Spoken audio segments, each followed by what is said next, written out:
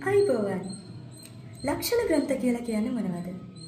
සරලවම ගත්තොත් ලක්ෂණ කියලා කියන්නේ විස්තරය. ග්‍රන්ථ කියලා කියන්නේ පොත්පත් නැතහොත් නිබන්ධන. සියවස් ගණනාවක් පුරාවටම විවිධ ඍෂිවරු විසින් සංගීතඥයන් විසින් විද්වතුන් විසින් නර්තනය, ගායනය, වාදනය, නාට්‍ය කලාව වැනි කලාවන් පිළිබඳව විවිධ විස්තර ඇතුළත් කරමින් අත්පිටපත් ලේඛන ගත කරලා තියෙනවා. ඉතින් මේවට තමයි ලක්ෂණ ග්‍රන්ථ කියලා කියන්නේ. ඉස්සරම කාලයේ ඉන්දියාවේ හිටපු රජවරු මේ කලාවන් වලට ගොඩක් අනුග්‍රහය දක්වලා තියෙනවා. ඒ නිසාම තමන්ගේ රාජධානියේ හිටපු විවිධ විද්වතුන්ව දිරිගන්වලා තියෙනවා මෙවැනි ග්‍රන්ථ රචනා කරන්න. ඒ විතරක් නෙමෙයි. ඇතැම් රජවරු මේ කලාවන් පිළිබඳව බොහෝ දැන උගත්කම් වලින් යුක්ත වෙච්ච අය.